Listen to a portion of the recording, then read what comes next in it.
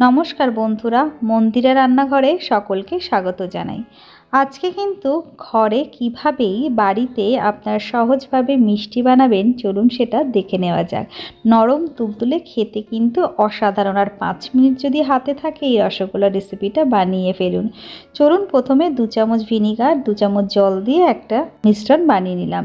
এদিকে দুধ জাল দিতে বসিয়ে দিলাম। এখানে 1 কেজি দুধ নিয়েছি, আমি প্যাকেট দুধ ব্যবহার করেছি। দুধটা ভালো করে গরম হয়ে গেলে ভিনিগার জল মিশ্রণটা দিয়ে এবার হাতাটা দিয়ে ভালো করে ঘুরিয়ে নেব। আপনারা চাইলে লেবু দিয়েও কিন্তু ছানা কাটতে পারেন, কিন্তু লেবুটা একটু টক থাকবে বলে আমি ভিনিগার দিয়ে কেটে নিলাম। দেখতে পাচ্ছেন যে দুধটা কিন্তু অলরেডি কাটা শুরু হয়ে গেছে। এই দুধটা কিন্তু ছানা হওয়া পর্যন্ত একটু নাড়িয়ে নেব। ছানা হলে একটা পাত্রে নামিয়ে নেব। ছানা হয়ে গেছে, চলুন একটা পাত্রে নামিয়ে নিই।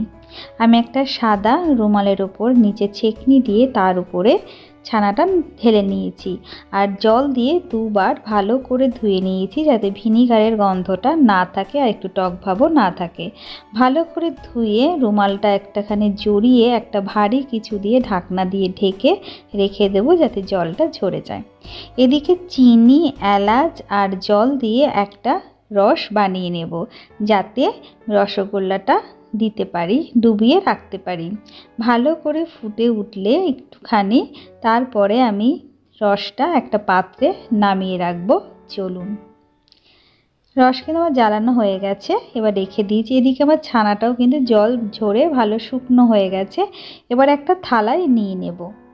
হাতের তালুর সাহায্যে ভালো করে কিন্তু ছানাটা মেখে নিতে হবে। এখানে বলে রাখি, ছানাটা যখন মাখবেন আস্তে আস্তে করে হাতের তালুতে দিয়ে ভালো করে আমি ছেনে নেব, আর তখন ছানাটা খুব নরম আর খুব মসৃণ হয়ে যাবে। দেখতেই পাচ্ছেন ছানাটা আস্তে আস্তে কিন্তু মসৃণ হচ্ছে। ভালো করে মাখানোর পর 1 চামচ ময়দা দিয়েছি। এটা দিতে চাইলে দিতেও পারেন, নাও দিতে পারেন। 1 চামচ ময়দা দিয়ে আবার ভালো করে কিন্তু হাতের সাহায্যে আমি মাখিয়ে নেব। যত ভালো ছানা মাখা হবে মিষ্টিটা কিন্তু খেতেও বেশ ভালো হয়। ছানাটা ভালোভাবে মাখানো হয়ে গেছে, এবার ছোট ছোট রসগোল্লা আকারে করে নেব। আপনাদের যত বড় রসগোল্লা প্রয়োজন, ছোট মাঝারি, আপনারা সেইভাবে করে রসগোল্লাগুলো বানিয়ে নেবেন। আমি মিডিয়াম সাইজের রসগোল্লা কিন্তু গোল গোল করে করে নিয়ে এইভাবে রসগোল্লাগুলো গোল গোল করে করে প্রত্যেকটা রসগোল্লা বানিয়ে নেব। আমার 10 থেকে 11টা রসগোল্লা হয়েছিল। এইবার আবার 1 বাটি চিনি আর 3 বাটি জল দিয়ে, এলাচ দিতেও পারেন যদি আপনারা পছন্দ করেন, আবার এলাচ নাও দিতে পারেন। জলটার সাথে ভালো করে চিনিটা গলে যাবে এবং রসটা ভালো করে ফুটে উঠবে, তাই ঢাকনা দিয়ে ঢেকে দিয়েছি।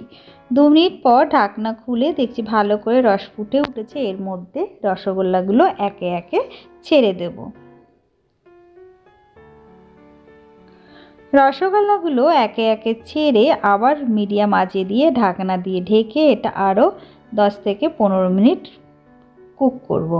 10 থেকে 15 মিনিট কুক করার পর কিন্তু আমার এই রসগোল্লা পুরোপুরি রেডি হয়ে যাবে। একদম সময় কম লাগে, একদম সহজভাবে আপনারা বাড়িতেই রসগোল্লা বানিয়ে নিতে পারবেন, আর একদম দোকানের মতন কিন্তু।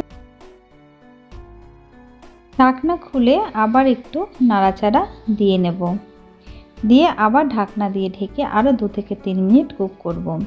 2 থেকে 3 মিনিট পর ঢাকনা খুলে রেডি হয়ে যাবে আমার এই রসগোল্লাটা। দেখুন কত বড় বড় হয়েছে রসগোল্লাগুলো। এরপরে রসগোল্লাটাগুলো আমি তুলে যে রসটা বানিয়ে রেখেছিলাম সেই রসের মধ্যে রসগোল্লাগুলো ডুবিয়ে 2-3 মিনিট রেখে দিলেই রেডি হয়ে যাবে আমার ছানার রসগোল্লা। বাড়িতে সহজভাবে বানিয়ে নিতে পারেন। বন্ধুরা, আপনাদের কেমন লাগলো এই রসগোল্লার রেসিপিটা অবশ্যই একবার ট্রাই করে খেয়ে বলবেন আপনাদের কেমন লাগলো। আর নতুন বন্ধুরা অবশ্যই করে চ্যানেলটা সাবস্ক্রাইব করে পাশে থাকা বেল আইকনটি অন করে দেবেন, যাতে নতুন নতুন ভিডিও আপনারা জলদি পেয়ে যান। কোথা থেকে দেখছেন সেটা অবশ্যই একটু কমেন্ট করে জানাবেন। আর যদি আপনাদের রেসিপি ভালো লাগে লাইক, শেয়ার, কমেন্ট করতে কিন্তু একদম ভুলবেন না বন্ধুরা।